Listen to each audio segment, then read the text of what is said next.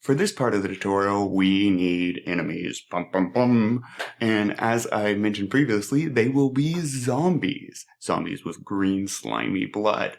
And then we need enemies who attack and follow us, which can be tricky. And that will lead to the next step, which is having a sword.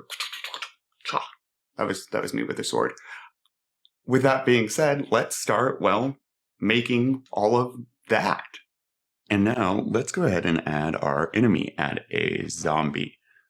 To do that, we're headed to sprites, people and zombies, I guess, zombies. And let's just pick one here. Sure, you look fearsome. Multiple sprite editor. Yep, apply. And grid by cell count, 3 columns, 4 rows, slice. That looks good. And apply. Perfect. So with that applied, let's go ahead. And I like this center one where you can tell they're just standing. So drop that in here. And I already added a sorting layer for enemy. Our enemy's probably dead center. Let's increase the scale 3 and 3, I think. And let's move this over. Maybe something like this. Actually, let's position both of these right now. What I'll do, because we are going to put in some interaction between them, I'll put the zombie here, and then I'll just scoot the player back a bit. Maybe right there. Okay. And let's call this enemy. Great. And 3 and 3 and... And for their interactions, we need a few things. We are going to want a rigid body, 2D. And then we are going to want, let's just make sure, no gravity needed here. Angular drag, we can also zero out. And then we don't need rotation. And then we're going to want a collider, box collider 2D. Great. And let's edit that. Zoom in on our enemy. Something like that is looking good. And then we will need to add our script. Just hide the render, I guess. And I'm going to call it enemy script because I like making it pretty clear what things are. Let's make sure to organize, and then we can dive into making our enemy, our zombie, move. Bum, bum, bum. And so we want to automate the enemy movement, right? We need the enemy to automatically move towards us.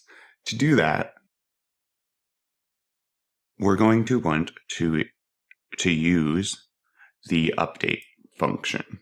Okay, and what we'll want is a float range, so we should declare that up here. And this is going to be how the distance at which our enemy sees the player and starts to chase. So range, and I think I need a, let's do private float. Thanks. And we can leave that just declared. We don't need to define it yet. Where we will define it is here at the top of our update function. So range is going to be equal to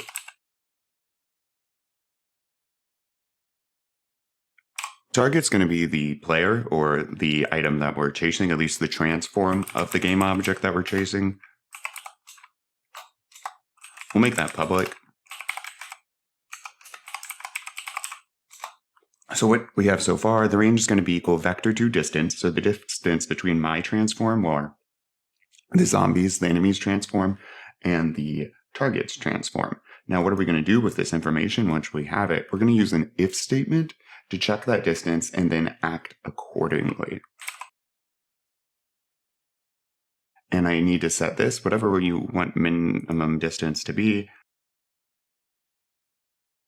And then once that's set, so once the range is below 5, I want to check for collisions, because I would like to stop running towards the player if we collide.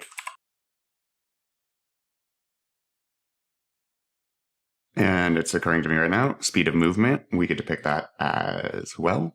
So that will just be a float.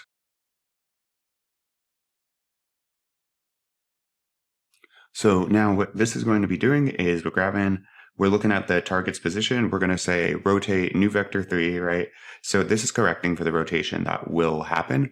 This, instead of, we don't want it to be on a 3D plane, so our 2D character kind of goes flat because how it turns. And then we're going to go ahead and ask our character to head in that direction to make sure the character doesn't flip around and spin on the Z direction for this game because of how we are using keyboard, how we're doing keyboard movement, kind of a traditional style RPG. I want to prevent the zombie, the enemy, from turning and spinning in a way that the player really can't. For that, I'm going to do transform.rotation and just set it to the default Etrian identity. All right. This is looking great. Let's give it a shot. Make sure we need to click on enemy and we need to set up the target here. So we're going to grab player and boop. And let's see. Oh no, zombie! Rah! Awesome. All right. So far, so good.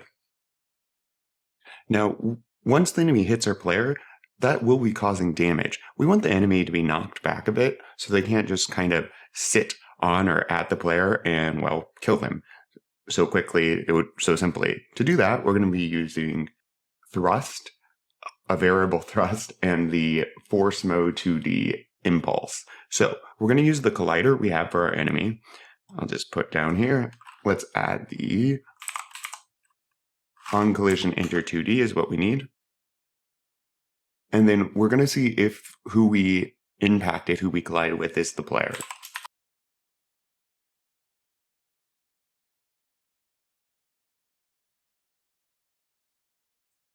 And so what this is doing thus far, vector 3 contact point collision contacts, and then center, collider, bound center. We're going to be comparing the point of contact to the center. And so now we need some booleans.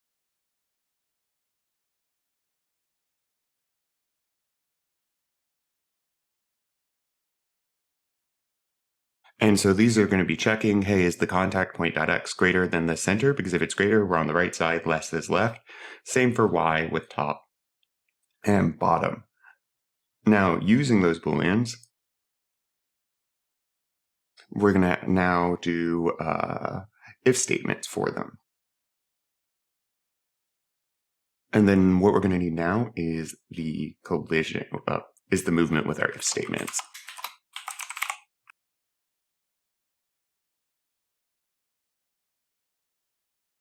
And then we're going to add thrust to the top as a float.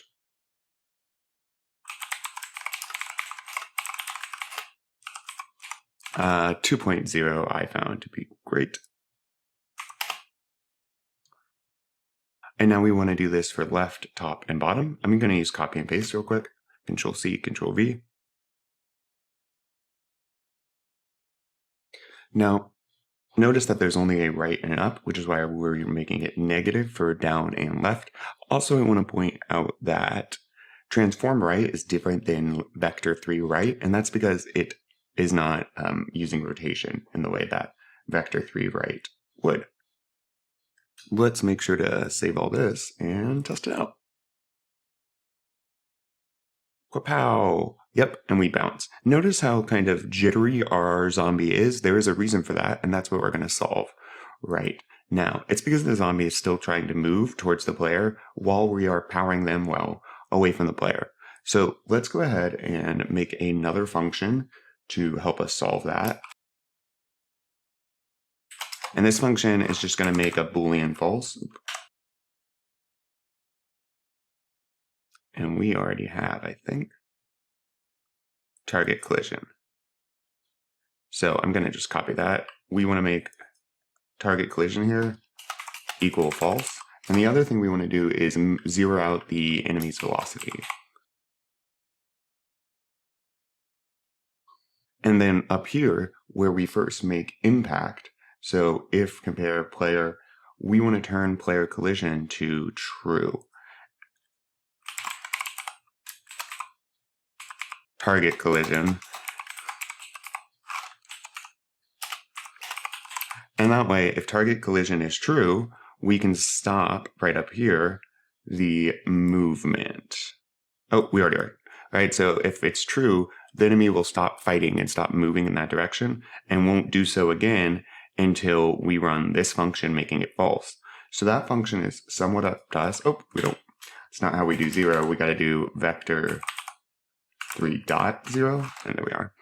Now, to run this function, I'm going to put in a time. I'm going to start with invoking. An invoke allows us to run a function after a specific amount of time has passed.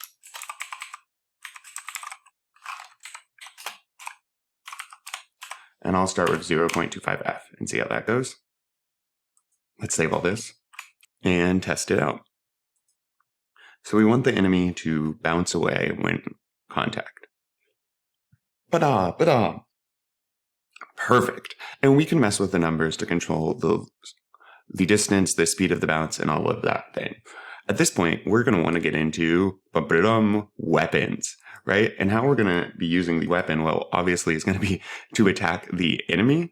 And then we're also going to have it associated with the player because it will be the player's, weapon.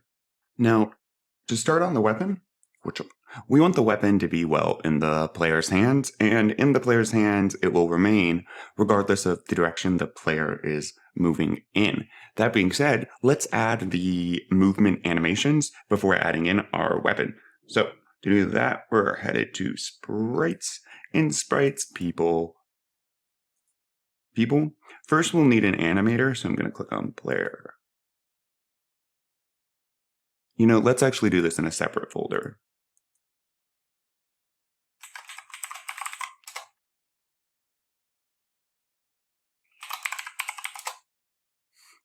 And now we're going to create animator controller.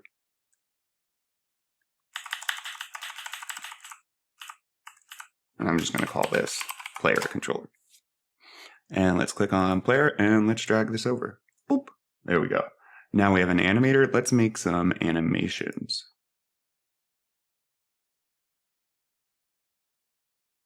And then I'm also going to go ahead and open the animator window. There we are. All right. So first animation, player selected, create. Will just be down. It will be the player walking down. I'm going to highlight these 3, click and drag, drop. Let's try 30-ish seconds. And I'm going to pull 30 seconds. I meant milli. So we might want a bit faster than that. That's looking somewhat better. I'm going to go over to project and grab one more. I do this sometimes in help. All right. And with that set up, let's go ahead and add another animation.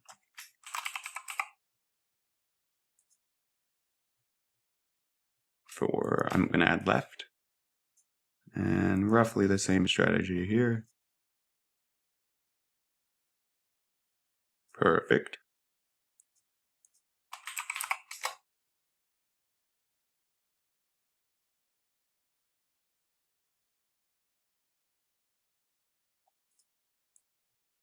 And then we're going to want some form of idle animation.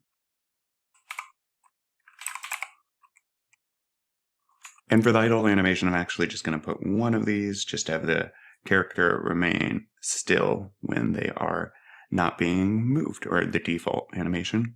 Now in the animator, I just want to make sure I set, the default as the, default state. And then we're going to want to go ahead and have these transition back to default once the player lets go of a key. There we are. So now we are going to need to, make these animations actually happen when keys are pressed. Thankfully, we're pretty well positioned to make these animations happen already. I'm headed to our player script, and with what we have here with horizontal and vertical, right under velocity or before, it wouldn't matter that much. I'm just going to do a quick if statement. And I'm going to look at horizontal and vertical. If horizontal is positive, they're going right. If it's negative, they're going left. If vertical is positive up, if it's negative down. And so we can set our animations based on that. I'll get going on this and I'll talk about it in a sec.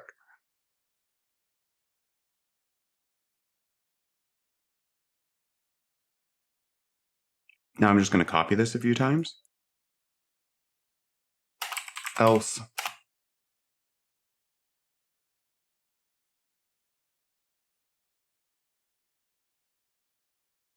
And that should do it. Notice though I'm defaulting here to the horizontal animation. So if they're holding down both like left and down for diagonal movement, I'm going to default to the horizontal animation. Okay, let's save all that. And then let's go ahead and test. Whoop. Let me zoom all the way out here and play. And now we got animations. Go, go, go. Ah! Perfection. And with those animations in place, it is weapon time.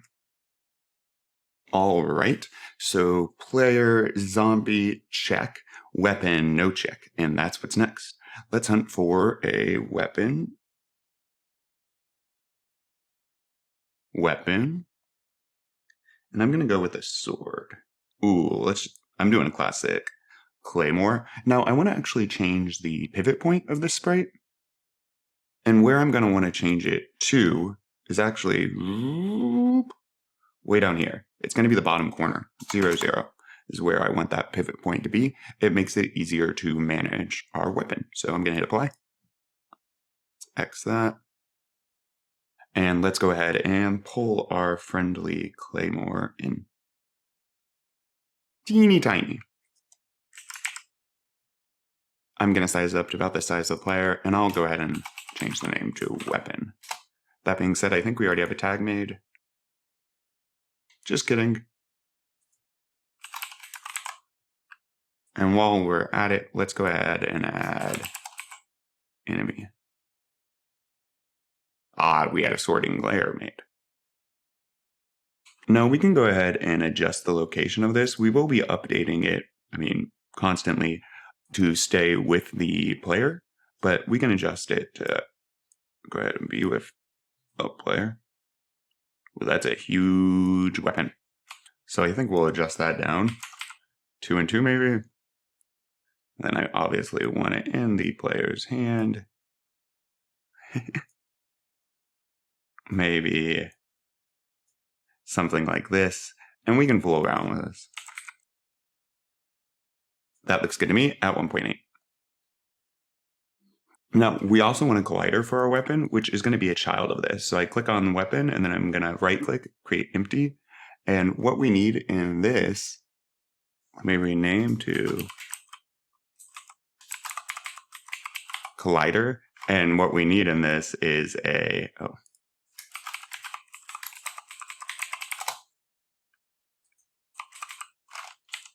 going to use a capsule collider 2D. And we can adjust size like that. We can also just directly adjust the size of the item. And for the collider, I am liking that. Let's click off. And let's take a look at what we can do here. Oh, of course, first we have to make the weapon script. Jumping the gun here.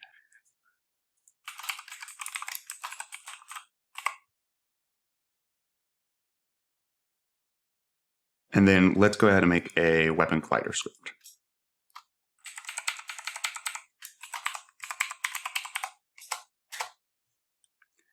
And let's get organized.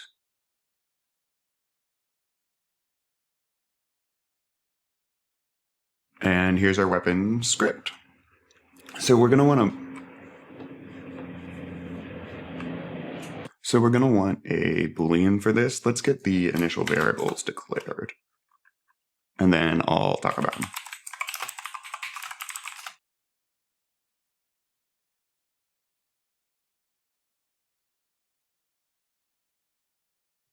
And all right, so here we are, if they have swung or not. This is going to keep track of the degrees of the weapon because we want to create that illusion of a swing. Private float, that is the Y and the X of the weapon in relation to the player. So that being said, the Y will be unchanged in relation to the player, right? We want the sword roughly at hand level. The X will change though, because if the person is going towards the left, we'd want it to appear in the left hand. But let's go ahead and check. So let's say it's negative 1.7. Is that, yeah, that still looks good. I'm going to just for ease, let's see if I can do negative 2.2. And that still is looking good to me as well. So that's that. And then let's see our player here. And perfect. Let's say, yep, that also still looks good. All right, so Y is negative 1.3 for the player. And then for the weapon, it's negative 1.7. So that's a difference of negative 0.4.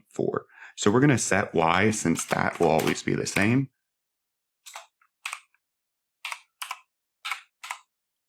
And X will change based on direction. And again, this is Y in relation to the player's current position. All right, and we're going to be using vector in a second here, and that's obviously the player. So let's go ahead. We won't need start.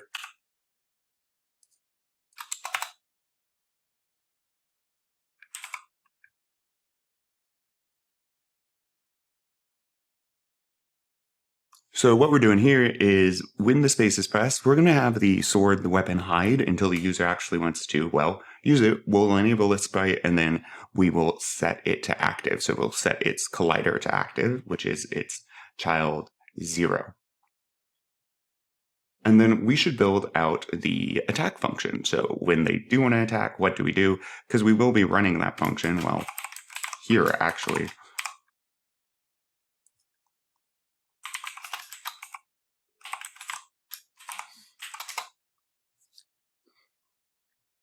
And what we're first going to do is we're going to want the sword to match the player's location. Then we're going to want to grab the weapon's X value, which we should go ahead and grab the weapon's X value. Weapon X, so my weapon right here is negative 2.2, and my player is negative 2.5. So the weapon then is plus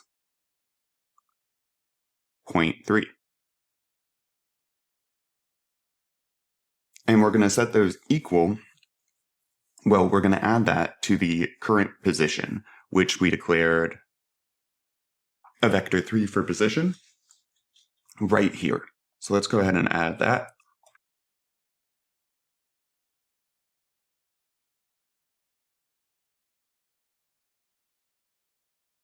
What I'm doing now is adjusting the X value, well, the flip X. So if they're going right, we want the weapon to be on the right side of the player.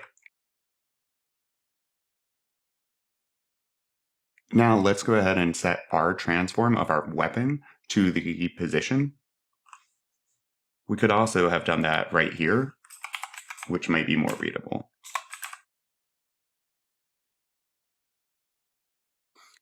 Okay, and now let's go ahead and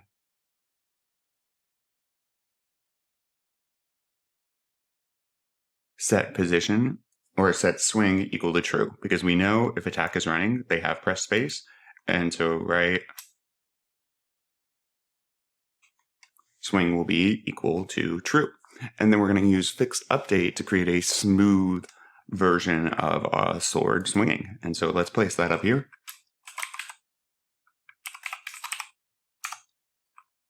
And first, let's make sure swing is true.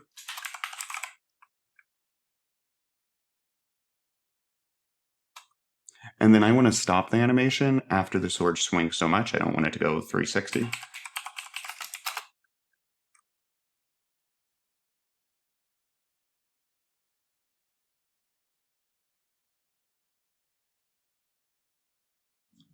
Okay, and so what's occurring here, if they're swinging, the degree is going to be equal to degree minus 7, and that's going to create the illusion of that swing. Once it gets to negative 65, though, we're going to stop it again. We don't want a 360 swing. We'll reset degree to 0. We'll set swing again to false, allowing them to hit space and cause another swinging action.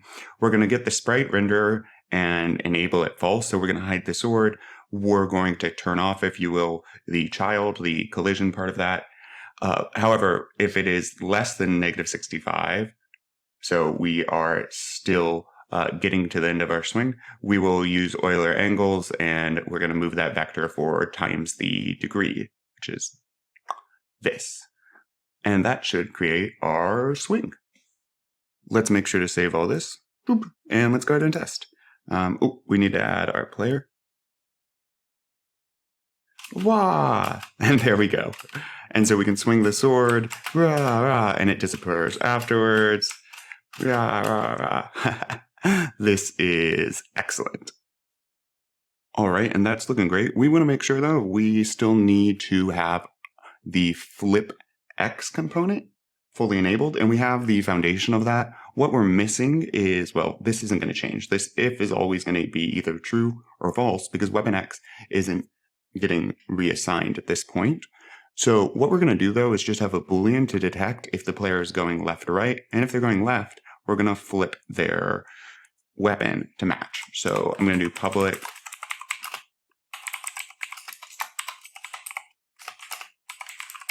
So public bool turn left is going to be equal to false. And then right here in left, there, we're going to set it equal to true. And then we're going to default, I'm just going to copy this, it to false. Okay. And with that all in place, I can now reference it over here in weapon. So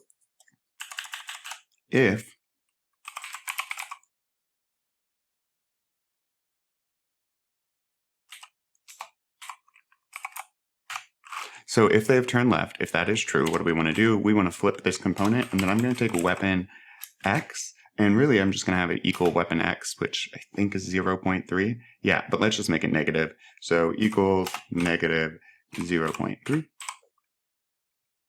I guess I could have just written negative, and then I'm going to copy this and reset it down here to be positive. Once that's all in place, we should move this stuff down. So I'm just going to do we can move all of it. Control X, Control paste, cut and paste of that. Let's clean this up a bit. Let's hit save. And then let's go ahead and try this out. Did we add? We did add on the collider. This is going to be a trigger, so I'm just going to set it as a trigger right now. All right, let's test. I turn this way, I turn this way. So I can adjust the value a bit, but that is looking good. But moving weapon, and now we need to make it impact the enemy. To have the weapon actually work and impact the enemy, this is where we're going to add to the weapon collider script that we set up before. And we'll start out by adding a public player object. And then we won't be needing start for this. And actually, we won't need update either. We will need on trigger. Enter 2D. There you are. And we're going to check if. So we want to know if the sword, if our weapon has impacted the enemy. And we're going to use tags for that. So let me get this down and I'll explain a bit more.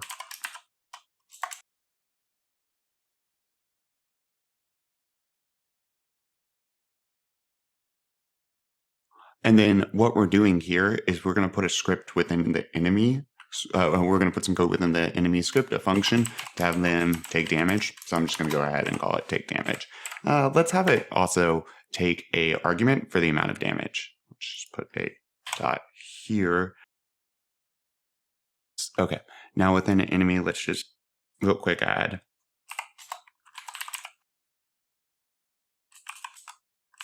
public void. Oops, and I said it's going to have an int as a parameter. And we're not going to flesh this fully out, but let's go ahead and do a variable for health up here. I don't know, equal to 5. And then I'm going to just copy the word health. Down here, it's going to be health is equal to health minus amount. And then we would want to do something to prevent it from being below 0, but for now, this is entirely sufficient. And we got it to take damage. Excellent. So this is looking good. Let's make sure to save all this. And then let's test this, but you know what, to make sure, enemy script, I'm going to go ahead. Oh yeah, right here. Let's make this public so we can see the health going down for now, just to make sure, it's working. Boom. Save all that, shrink this down, and let me take a look at the enemy here. And we need a tag because remember we're using if the impacted item, if the collision is tagged enemy. All right, let's test this out now. Yep. And so here's the health right here. Boom, boom, and health is going down. And we should also go ahead and hide the weapon, the sprite renderer of it, and then the capsule collider. We're going to disable that. And it gets enabled when we hit space. So that's a bit better. Let's check it out. And the enemy's health is going down. We are on our way to a game. Awesome.